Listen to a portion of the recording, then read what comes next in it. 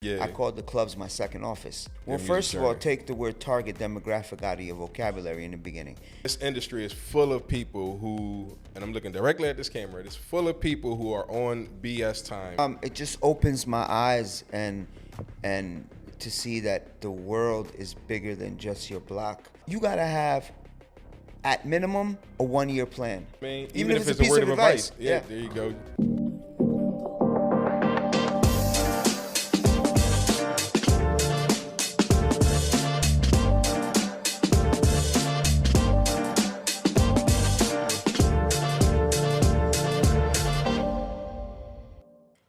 All right, welcome to AudioSwim, home of the music hustle. Today we got my dear friend, a very special guest. You know, he's a basketball player, marketing guru. Where'd that come from? We got a rapper, founder of Soul Purpose, and just a good friend, man. The international man. To Mr. call me a Mazzi. basketball player as the first thing in the intro is crazy. Hey man, I had to introduce Either you meant it sarcastically or you actually revere me as a basketball player. No, man, you good, bro. Like we good. I man. just go out there and Listen, have fun. we out there having fun, but one of the things, being from the East Coast, bro, is like in our DNA to play ball, bro. But Yeah, we just I'm 5 surgeries in, 6 injuries in. Like, I'm lucky to even be on the court running with the young boys. yeah. No, you getting it in though, bro. You good. I'm just out there to get my cardio. You know what I'm saying? Which angle am I looking at? I'm getting my cardio. That's yours right you know there, what I'm saying? So that's what it is. Nah, man, but it was good hooping with you when we did, bro. I just I word. needed that run. You know what I mean? A couple times. Yep.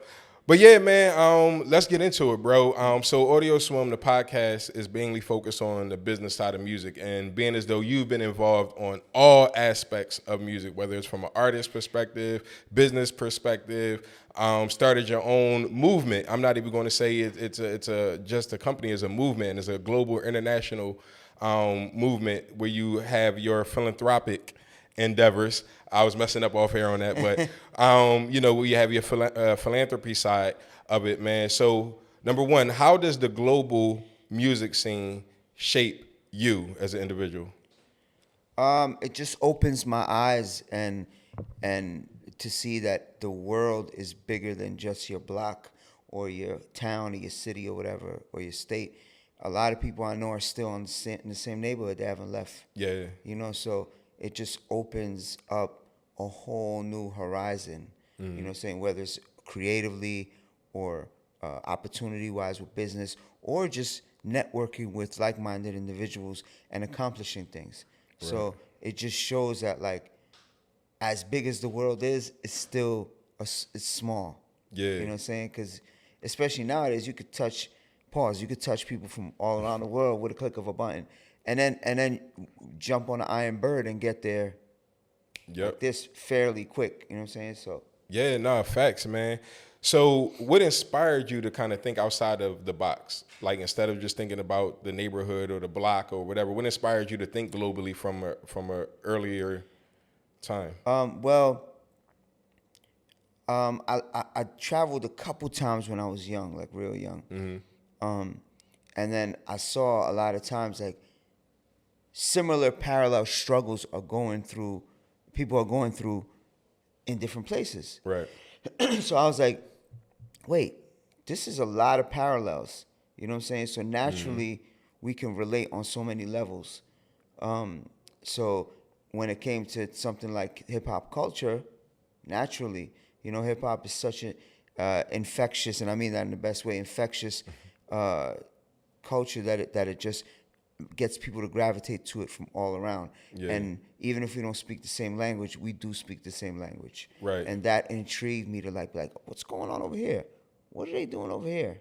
Let me see what kind of, things they're coming up with over there. And then it's just, that exchange, that energy exchange, that creative exchange just blossomed and continues to blossom.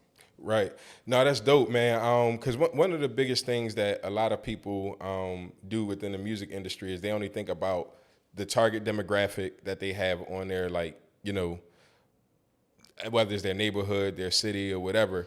And being as though you're already thinking from a global perspective, man, what tips would you give anybody to kind of begin their career that's just beginning? Like, what tips would you give somebody who's just beginning their Well, music first of all, journey? take the word target demographic out of your vocabulary in the beginning. Because if you're thinking about it from that angle from the beginning, in my opinion, you're not doing a deep dive and respecting the art and the culture. Worry about that first. Worry about why you got into this in the first place is for creativity, for expression, for linking with other people and uniting with other cultures and subcultures. So worry about that first. And that's what I've always put forth first. So art before business. Yeah, and then the business will come. The business will fall in place. You'll figure it out. You'll learn. You'll get your niche or niche, however y'all say it, and you'll work it out. And it's a work in progress because what you did on one project, you'll improve on the next one, or what you didn't do, you'll get on the next one. So it's a learning process. You know what I'm saying? So don't worry about that. Just worry about cultivating your craft. Right. And if you want to take it worldwide, like-minded individuals, don't worry about impressing everybody. Yeah. Worry about impressing the people who care. Can I curse? Yeah. Go Who ahead. will give a fuck about what you're doing, So Yeah. So do you think that's a lost art, like people that's actually cultivating the craft? Or do you think that is still people that's actually focused on the art? No, it's not a lost art. It's unfortunately it's put forth it's in the forefront that it's a secondary thing. So people think that they have to, have to get views, have to get you got to get all that stuff. Yes, you got to get all that views and impressions and optimizations and Right. bloobity blabbity. You know what I'm saying? Yeah, you got to do all that, but get your shit together first. Get your mind right. Get your craft right. You know what I'm saying? And continue to hone it and chisel it. Right. And then worry about that stuff. Don't put the horse before the carriage, which a lot of artists do that. And it's miseducation and it's what they see, you know what I'm saying, on social or on just the media in general. Right. And does it matter what kind of artist that they want to be? Because some people that only want like a cult following, there's some people that want mass following. Does it matter, like, what kind of following you want when it comes down to the art versus business side? No, because you still got to get your foundation, deeply rooted and firm. And then you want to rap about different types of popcorn, go ahead. That's what you want to do. You know what I'm saying? Right. Now, when you're doing your traveling, you tend to collaborate with a lot of artists, right? How do you, number one, scope the artists and find those artists? And number two, how do you build that connection with the community that they already serve? I never, with features or collaborations, I've never forced it. I've had chances to do collabos with artists that are bigger than who I've collaborated with, but I didn't. Why? Because it just didn't fit. Right. It didn't fit what I was doing at the time. It didn't, maybe not even fit my style. You gotta be realistic with yourself. Yeah. So I tried to be always try to be the least delusional artist. Artists are very delusional, unfortunately. But sometimes they need that. Sometimes they need a bit of a delusion in order to. Never. I think because you have to think on a certain level. This is where you want to go. That's aspiration. Okay. That's all different right. from being delusional. Gotcha. You know what I'm saying? Yeah. Some artists are delusional, whereas like no, to many a are detriment. delusional. Yeah. Bro, get your head, on a swivel. Like, get it right, man. 10 toes down, get it right. Because a lot of them are like, I'm like, what? What? What are you talking about? Right. And maybe it's because I've been in the back end of things and I've been behind the scenes and I've been on the corporate side for so many years as well. So I'm able to see both angles of things and both versions. So I'm more, I get it a little more. Not to say that I get everything. I don't get everything. I'm still learning. But it's just, you can aspire to be the best that ever lived. But don't be delusional about it. Right. Pace yourself. Because then you're going to shoot yourself in the foot. Right. You know what I'm saying? So yeah, I see that a lot too, man. I see a lot with the collaboration, I didn't. My bad, bro. I forgot. Yeah, go ahead. So I just let things naturally. Sometimes I just like somebody's style and what they do, what they're about. So I'll be like, yo, let's work together. I think it'll be a match. Or sometimes I just coincidentally vibe with somebody and we just end up doing stuff. And other times I'll have stuff already. I'll have music already or project ready and be like, this person would body this or this person would kill this. And we already vibe and boom. You know what I'm saying? I rarely do you see me reaching out to somebody who I don't already know to just do a song. Right. Because they're popping. Yeah. You know, it has to make sense. And also has to make sense as far as where they stand in their views of the world. Okay. You know what I'm saying? Yeah. I've turned down a lot of paper not working with people who do not not working with people who do not share my views. Right. You know what I'm saying? And it's bigger than money to me. You know what I'm saying? Yeah. So I always believe the money will come. Yeah. Yeah, I mean, that's true, man. If you work hard at something, you put enough hours, the 10th hours an hour rule, perfect what you got going on, and then, you know, the money is inevitable at the end of the day. So going back to the delusional aspect of what you were saying, what do you think as like artists are most delusional about? I have my thoughts, you know what I mean? They're most delusional about where, and this is the line between aspiration and delusion. Right. Where they're going to be. Or where they're gonna take it, right?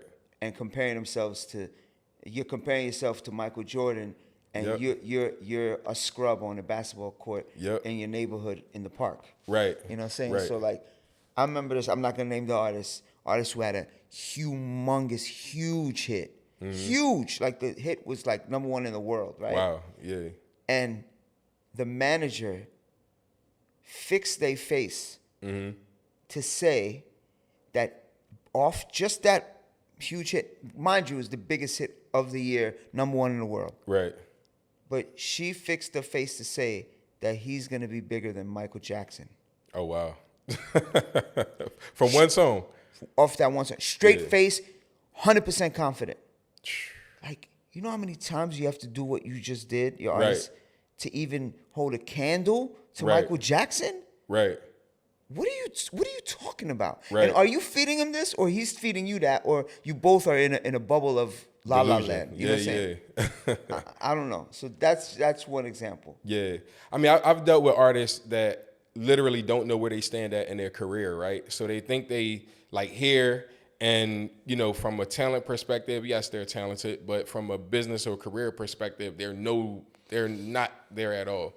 And they really believe that they are, you know, the next one up and blah, blah, blah. So, like, they put these parameters about who they're willing to work with, who they're willing to, you know, kind of what labels they're willing to work with and all of that, where they don't have really a ground to stand on. And I think this gets very difficult to work with, you know, people who are not grounded in reality. You know what I mean? In that standpoint. Like, I've had artists that want to collaborate with this artist for no money. And it's like, yo, this is a business at the end of the day. People got to get paid if you want to, you know, do this particular collaboration, but it just don't make sense. Like, why would this artist want to collaborate with you at this stage of your career? You know what I mean? I feel like that's, you know, when it comes down to the delusional aspect of artists, you just really got to be like grounded in reality of where you are.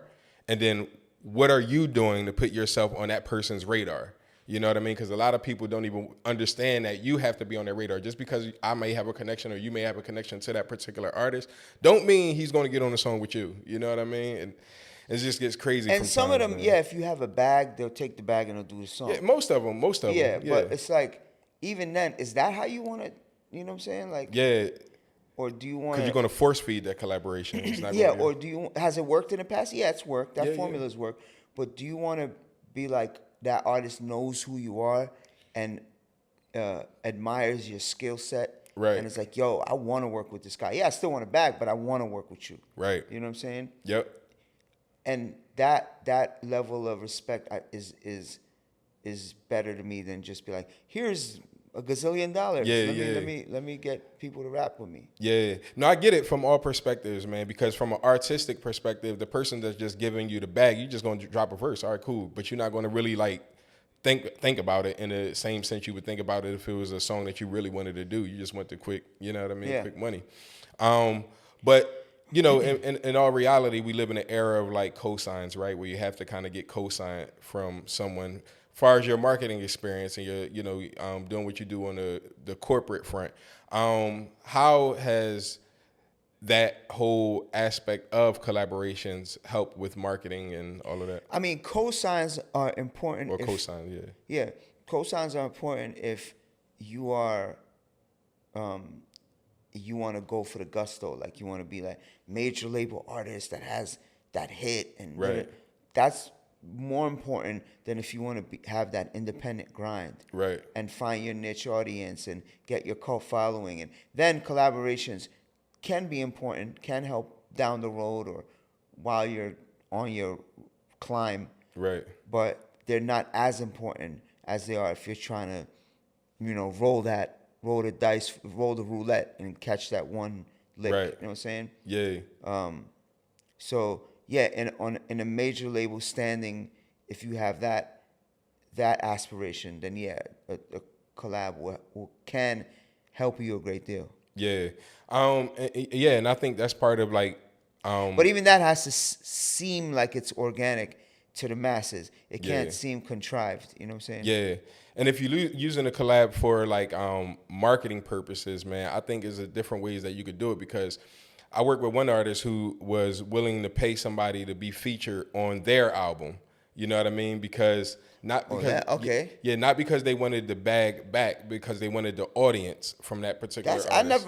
I never heard that. Yeah. He did a reverse engineering. Engineering, yeah. Yep. And I think it was bright. Did bro. it work?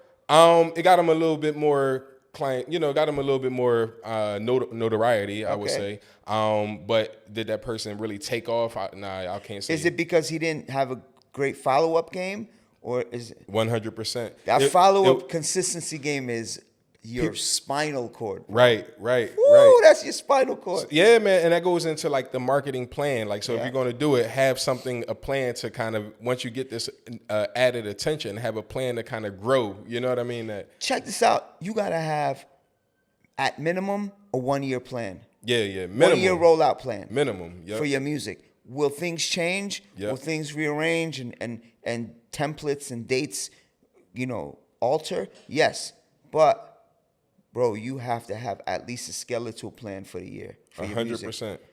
Then, if not, then you're just chasing your tail. And I know because I did it. Yeah. Me too. I've seen artists do it Yep. many times. Yeah. You can't get comfortable, bro. Right. Can never get comfortable. I'm never comfortable. I'm always like, what are we doing? What are we doing? Yeah. Like on some crackhead shit. Like, Yeah. No, you never sleep, bro. I promise you. This boy, he's up 24/7. Like, I'll be he's in New York, and I get a call from him at 3:00 in the morning his time, and I'm like, yeah, what you doing up, bro? Get some sleep. But yeah, that's the best time to make the international calls. Cause everybody getting up. Day, you know what I mean? No, facts, bro. I do the same thing though. When I'm like leaving a late night studio session, I'll call home at like 3:00 in the morning, man. So I get it. You know what I mean? But yeah, man, going into like more of like the social impact stuff that you do with Soul Purpose, right? And collaborating with artists from all around the world. Your international projects, you don't take any money from that, right? No. So every album I put out as an artist, 100% of the profits from sales and streams, and sometimes merch, depending on if I make special merch for that project. 100% of all of those go to a charity that we choose for that certain album. Right. So you and the collaborators choose? So here's how we do it. So sometimes I'll just drop an album in the US like on some regular shit. Yeah. And then I'll already be in touch with different people on the ground in different countries that I've maybe worked with before, whether they're promoters, artists, dancers, whoever they are in the culture. And I'll be like, yo, what do you have going on? You know what I'm saying? Like, what's going on in your community? What do y'all need? Like, what can we do to help? And they'll be like, oh, we need this. And boom, I'll be like, all right, this next album we gonna dedicate it to that. I'll give you an example.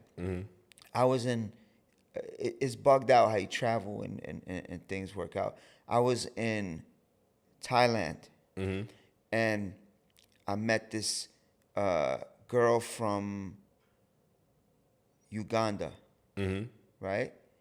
And she was there, and I think it was at a food. And we ended up talking. She was with a friend.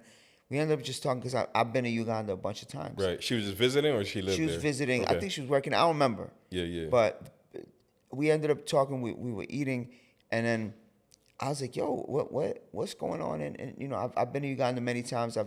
We built a well there. But what else goes on? Like, especially like where you from? Like as a woman, like what hardships are there in Uganda? And she's like, "Well, the girls a lot of times in some of the villages, they don't have a trade."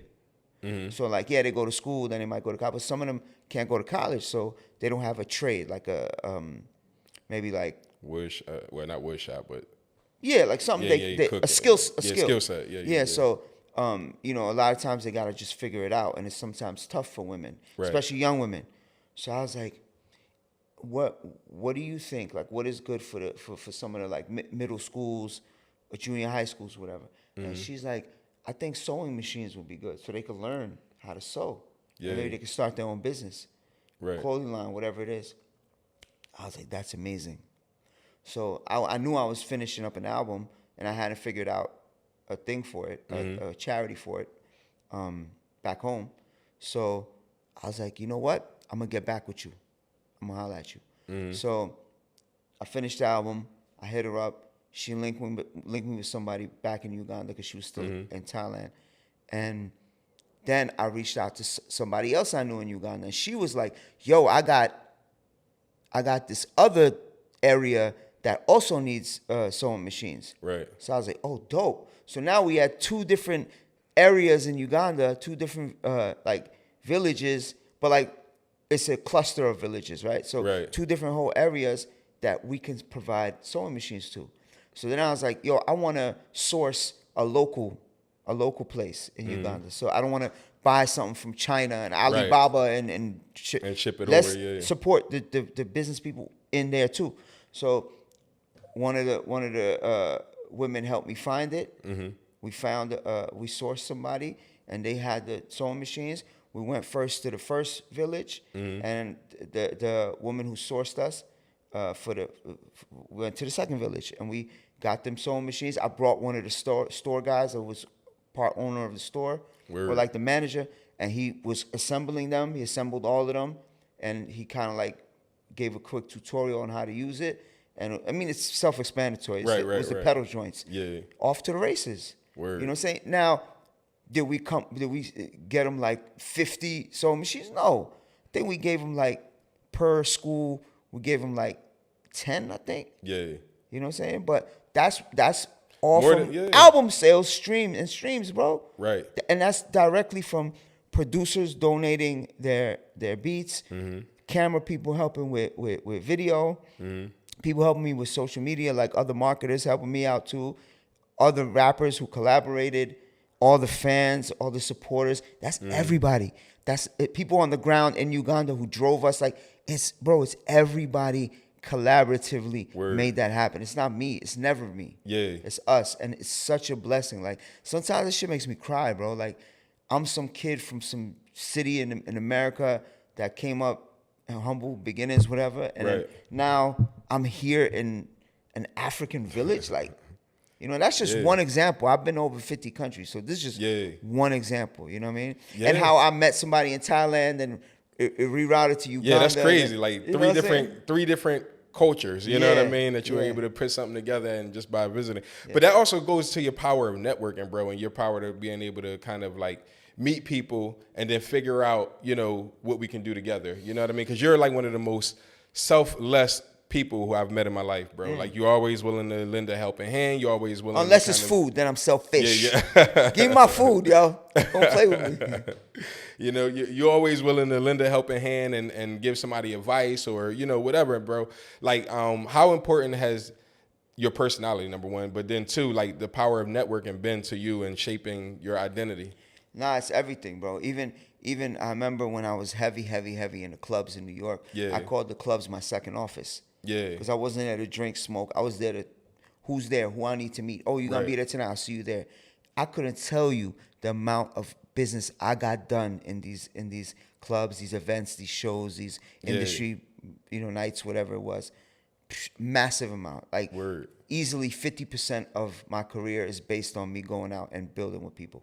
Word. You know what I'm saying? So the I power of need to do networking that. is, and you know what? Be genuine.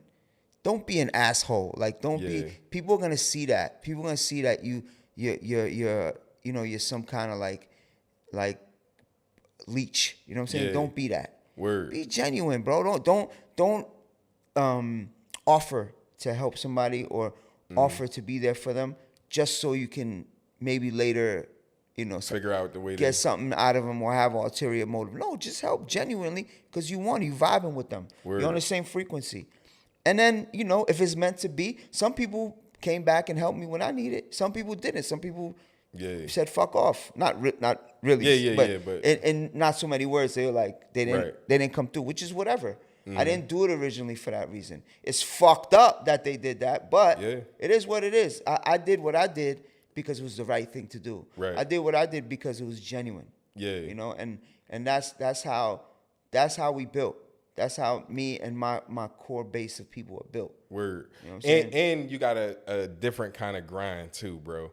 Like, I'll just give y'all a little story, man. We talked one time and he was like, yo, let's just go to Saudi, bro. You got some connections, like, yo, let's just go to Saudi. Like, I know I caught you off guard with that. Yeah. No, but I'm glad you did because we were able to go down there. We were able to, meet whoever we needed to meet. And, if God willing something comes from it, it comes from it. You know what I mean? But you were one of the very few people who were serious. I get so many, because, we're in Dubai right now. Mm-hmm. I get so many people that be like, yo, I'm coming out there to see you. You know what I mean? And it's like, all right, cool, whatever. But rarely do they come. And rarely do anybody say, yo, let's take a trip to Saudi Arabia. You know what I mean? Yeah. To get something done. And you were one of the people that I'm like, damn, yo, Mazzi really on his grind. And it just, I already had a high respect level for you, but it just took it up another level because I know you're somebody that can, will come through when it's time. You know what I'm saying? And I ain't rich, bro. I just figured it out. You know what I'm saying? Yeah. Just, all right, let's put this together, get this money, let's go. You know what I'm saying? Yep. And it's like, I know, but the way, I want to say New York, but it's also a few other cities in the East Coast. Philly. The way we are like on edge and always want to grind and what's next, what we got to do. Yeah, man. Yep. It scares people, bro. Yeah. It scares people who are very slow paced and chill. And I respect the people who are slow paced and chill because I wish I was like that sometimes. Yeah. But they get like, they get thrown back by that. Like, yo, chill out. Like, what are you up to? I ain't up to nothing. I just want to get this shit done. Let's go. Yep. You know what I'm saying? There is no like. One person was like, oh yeah, I'm off at these hours or these days. I'm off on these days. I was like, I couldn't even understand. I was like, you off on these days? I can't text you. You got an off button? Yeah. What? Right. Man, get out of here. I'm 24/7. Just get it done. Right. There's no 9 to 5. Right. I tell people if you want to understand the music industry, because a lot of times they ask me like questions, and I'm like, no. If you want to understand the music industry, take everything you know from a 9 to 5 with vacation days and sick leaves and all. Take all that, crumple it up, throw it out the window, open a portal to Bizarro Land, walk into that portal, then you'll start understanding how this music business works. Yeah, man. A lot of people don't understand it, bro. A lot of people don't want to, to me, anybody who has like off time period, I'm like, you can't be serious about what you're doing. You know what I mean? Because this is a 24/7 grind. Like, we got the studio now here in Dubai. Bro, I get a call at 11, 12 o'clock at night. X, Y, and Z wants to use your studio at 3 a.m. You know what I mean? And I live quite far from the studio. Guess what? All right, cool. I'm calling one of the engineers. We gonna make it happen. Yep. But people don't understand that mentality sometimes. People just like, yo, why are you doing such a thing? I was like, because this needs to get done. Yeah. You know what I mean? And it builds your name up to be reliable. Yeah, the credibility. Your reliability and credibility. Yep. That's very important. You know? Because if your name is mud, man, like it's not a good look, man. Yeah, man. And that's something that this industry is full of people who, and I'm looking directly at this camera, it's full of people who are on BS time when it comes to the industry, man. Yeah. Because, bro, they devalue a lot that real people have to offer. You know what I mean? If you got something that you really can do, you got something that you could pour through, and that sucker, I'll say, just, goes a whole different way and mess it up for everybody because he don't know what he's doing, but he just wanted that one little, piece of the pie. You know what I mean? And mess the whole pie up. I for mean, everybody. like I said, again, it's a lot of misleading and miseducation. Like, going back to Delusion, don't mistake. What did we say earlier? Delusion was don't aspire. Yeah. Don't confuse your aspirations with delusion. Yeah. Don't mix up don't confuse being confident for ego. You know what I'm saying? Like, just relax. Just relax. Be humble, be confident, and get your shit done. Like, word. You know what I'm saying?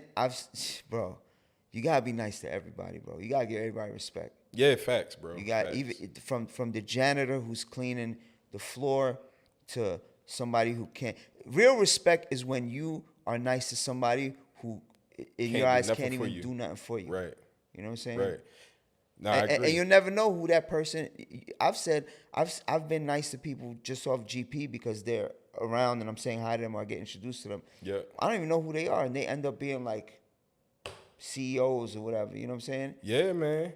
And you never know. Even the person that you think can't do nothing for you got something for you. You know what I mean? Even if it's a word of advice. Yeah, there you go, Jinx. Yeah. No, yes, we're 5 years old here. We say Jinx. No, but that's real, man. So soul purpose, sense of understanding life, right? Life's purpose. Life's purpose, yeah. So how did you come up with the name? Soul Purpose was originally me and two producers. One of them also rapped, and we were in an apartment in Brooklyn, and we were like three creative minds. We're like, yo, let's just come up with a group and let's put together some music, and we were like, what would we call it? All three of us were very soulful, right? So the name Soul Purpose came about, and then. Later, they went their separate ways. I kept the name, and then I found out that a jazz band has the name Soul Purpose. Oh, it's like a modern jazz band. Yeah. And I was like, damn it, I'm not changing this shit because we've, gathered enough, traction already. At that point, we were like on the second album, I was going on to the second album, and I was like, all right, I'm gonna put dots. Hey, there you go. Yeah. And then now, what do these dots stand for? Oh, this is dope. Sense of Understanding Life's Purpose. And then another thing, going back to collaboration, right? I learned early on that it's never just me; it's everybody helping out. And the philosophy came about where Soul Purpose is we're the biggest crew in hip hop because it's whoever helped me in any way through my journey of music. Whether you open a door for me. Whether you gave me a studio session, whether you were interviewing me, whether you're there to see the show, whether you're bootlegging the album, it doesn't matter. You're in the crew, so that's why world's biggest crew. Him, they're all in the world's biggest hip hop crew. You know what I mean? Nah, so that's dope. It really embraces the collaborative, theme. Yeah, you know what I'm saying, and of course, we're all trying to figure out our life's purpose, and music is a good way to navigate that, and culture is a great way to navigate that. So nah, facts, man. How many albums do you think you dropped like all together? No, I don't think I know. 18. 18, I'm on my 18th right now. Gotcha. It's out. Pomegranate Juice, Mazzi, and Soul Purpose, produced by Hisami. All right.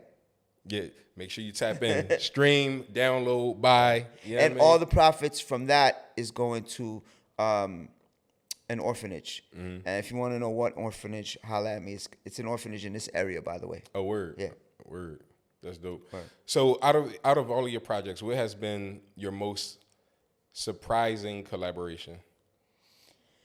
I did a song produced by Harry Fraud. Dope artist. Dope producer. Yeah, called Wait, and it was with Smoke Dizza and Nori. Word. So N-O-R-E Nori? Yeah. Okay, yeah. So Smoke Dizza, I didn't know him. Yeah. I think I had met him once, but I didn't know him like that. Right. So Harry Fraud hooked that up. He's like, don't worry, it's gonna be dope. Yeah. It's gonna be. I was like, I don't know. He's like, nah. Harry Fraud was like, I know him. It's gonna be dope. He's gonna kill this. So I was like, cool. I respect your judgment. Yeah. And that's what real producers do anyway. You know what I'm saying? They really know how to put things together.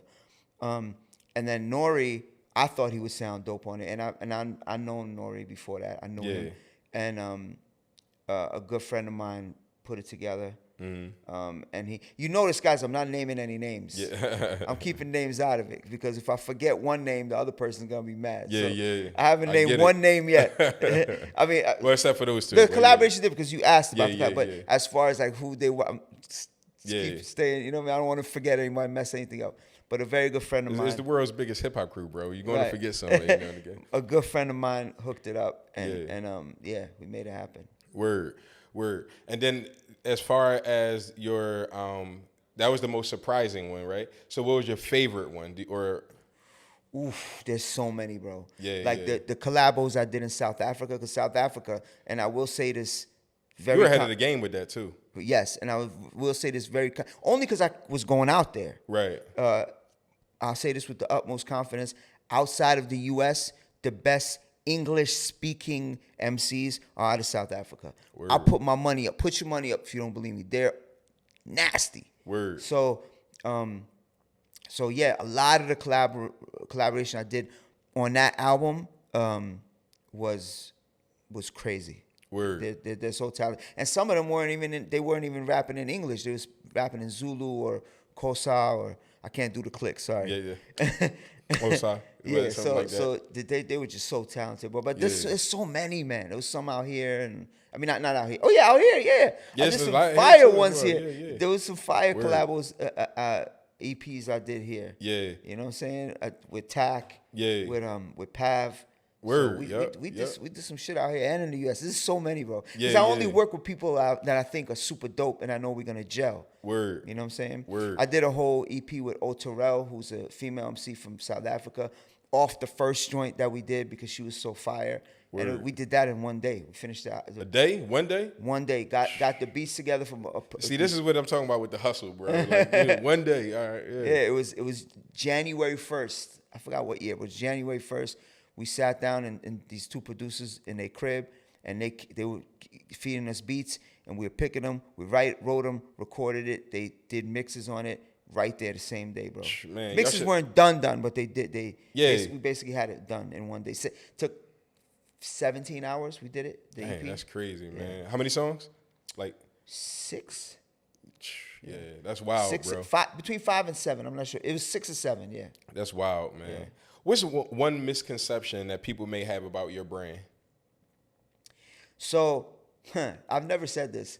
So, the people who are like the conscious rappers, I don't like pigeonholing people, but they feel that I give off a super hip hop vibe with a street twist, and then the people who are on the hip hop side feel that I give us a conscious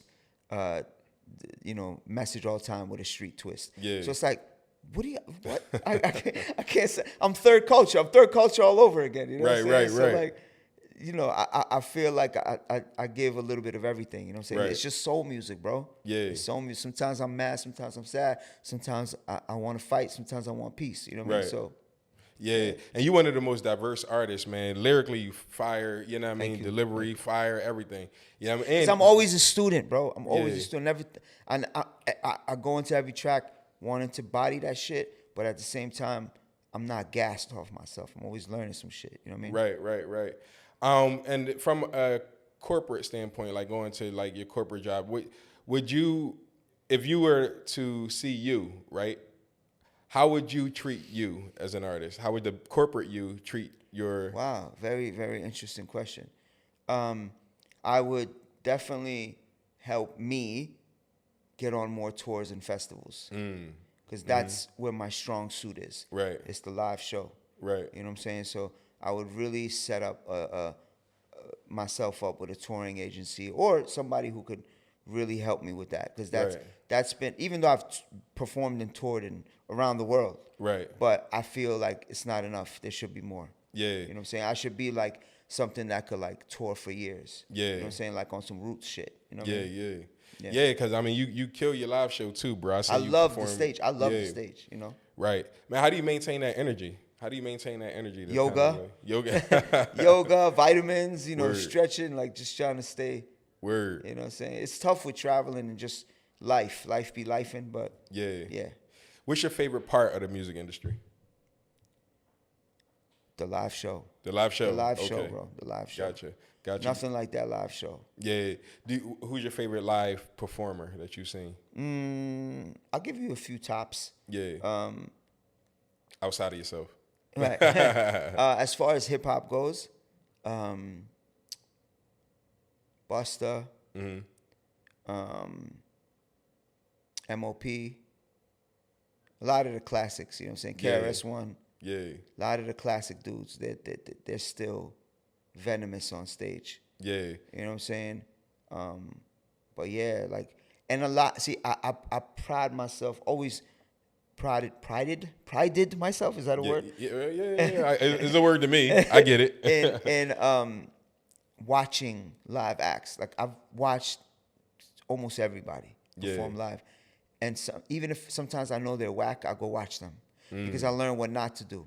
Even if a show is whack, I'll wait and I'll still watch it because I learn what not to do. Oh, by the way, another good one, Big Daddy Kane. Oh yeah. His live show was crazy, bro. But the best, my favorite performer and artist of all time and all genres of music combined is James Brown. So I've studied James Brown a lot. I was blessed to see him perform twice before he passed away. So I was just like, I can't believe I'm watching this. You know what I mean? Like, that's like what all of us, I think, in hip hop in the beginning, even up until now, if you see, there's parts of James Brown. Yeah. And even performances. You know what I'm saying? He's like the GOAT of GOATs. Right. Yeah. LL's another good performer. Yeah. Nah, that's dope, man. To me, I think the Roots are, bro. Roots are good. Roots are good. People try to say, oh, it's because they're a band and that's how they keep people occupied. No, they're good.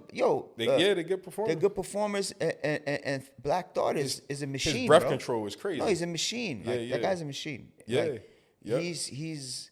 He is the mic. Like, he really holds that whole thing together. You know what I'm saying? And it's not easy, man. Nah, so shout out the personality. Oh man, he got a heck of a life, man. Just dealing with that. All right, so look, let's go into a few questions. I mean, a few quiz type questions, man. All right. If it's a pop quiz, I wasn't kind of okay. Pop quiz, bro. All right. Do you like artists like Justin Bieber, right? Who's your favorite white boy in Black culture person? Eminem. Yeah. All right. Like, as far as just music and skills and Eminem. Yeah. And when I say like Black person culture, I mean just like from a historical urban culture. However you want to call it, we get it, bro. Yeah. All right, top 5 MCs ever. None of these people are gonna agree with me. For me or in for you? For me, okay. Tied for first is Sadat X and Grand Poobah. Okay. All right. Second would be Big Daddy Kane. And then the next 3 are in no particular order. Yeah. So KRS-One, Busta Rhymes, and Pharoah Monch. Yeah. Yeah, I wouldn't agree, but of course you would, bro. It's a very unpopular opinion. Like, yeah, and what's your? These are the people who molded my pen. Gotcha. You know what I'm saying? Yeah. Honorable mention OC, honorable mention Big Pun. Yeah. These are people who helped mold my pen. You know what I'm saying? Right. No, I get it. And then group wise, who helped mold my pen is like Tribe. Surprisingly enough, MOP. Because I don't talk about the things they talk about, but they're just amazing. They're amazing. Full of energy. They're amazing. Yeah. Gangstar, Public Enemy, like, these people really helped mold my pen. And of course, the greatest group of all time in hip hop, Brand Nubian, you know what I'm saying? Yeah. Hey, look, that's your opinion, you know what I mean? Very unpopular, I know. Right. That's what it is. No, but that's cool, man. Top 3 international acts in any genre. It doesn't necessarily have to be rap. Fela Kuti. For those who don't know, that's the pioneer of Afrobeat. International. Wow, I didn't even expect this one. Yeah. I'm gonna go to the motherland with the next one, Gugush. She's a female. She's like the female Elvis of our country. A word. Of okay. Iran, yeah. Yeah. Or Frank Sinatra, or whatever. One of those big. Right. The big dog. Yeah. She's still alive, rocking too. Word. Yeah. And then third one would be this is tough. Third one, who would it be? Oh, what's his name? What's that dude? Phil Collins. Phil. I like Phil Collins. Yeah. Fuck with Phil Collins. Word. All right. Top 3 places to visit. Dubai. All right. There you go. Hey. South Africa. And the third one is a toss-up, bro. The third one, there's so many other cities in Africa or countries in Africa that you could choose from. And then there's Japan. Japan's fire. Yeah. You know, so it's like the third, Italy's cool. Like this, London's cool. Like this, the third one's tough. It could be interchangeable with all the ones that I just said. Gotcha. You know what I'm saying? But the first two is definitely Dubai, South Africa. I mean, the Emirates, South Africa. And then all the other ones I said are toss-ups for the third. Gotcha. 3 words of advice that you would give an independent artist right now. Or not 3 words, I'm sorry. 3 pieces of advice that you would give an independent artist. Always be a student. Never stop learning. That's like, that could be 1, 2, and 3, really. But I'll give you 2 more.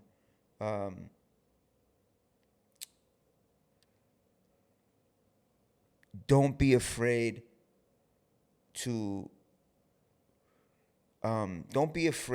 be yourself. I know that sounds generic. That sounds generic, doesn't it? No, but you know what? Artists need to hear that. Yeah, like, honestly, because I still meet artists to this day. After I'll give you an example. Yeah. First, I alter what I just said, and I'll give you an example. Don't sell yourself short. Be who you are, and you can compromise in certain ways, but don't compromise yourself. I've seen so many people come into this music industry full of soul and leave with their soul drained. You know, because as soulful as music is, one of the most soulful things on earth, the business side is the most soulless, and it can drain you. I remember years ago, bro, for those who don't know, LP from Run the Jewels used to be in a group called Company Flow. And he called up a radio station years ago, maybe like late 90s. And this was a famous radio show. And they got to talking, and the point came up where some people were speculating that he didn't want to, Company Flow and him, people thought that they didn't want to blow up. They didn't want to be famous. He said, of course we want to be famous. But I want to be famous and blow up for the things that I'm doing, the way that I'm doing things. Right. You know, you don't chase, you attract. You know, and if I do it my way and I blow up, of course I want to. Who doesn't? Right. And then, you know, he went through Company Flow. He went through his label that he had and was very successful. And then now the third carnation, you know, of him. Carnation? Yeah. Reincarnation, maybe, or iteration. We're dumb here. is Run the Jewels, and you know he's world famous. Not that he wasn't world famous before, but it's always been a climb, and he's always done it his way. Word. You know what I'm saying? Is that 3? No, that's 2. That's 2. Yeah. Okay. The third one is respect the craft. Respect the craft, and when I say respect the craft, if you're doing it for the wrong reasons, you know yourself better than anybody else.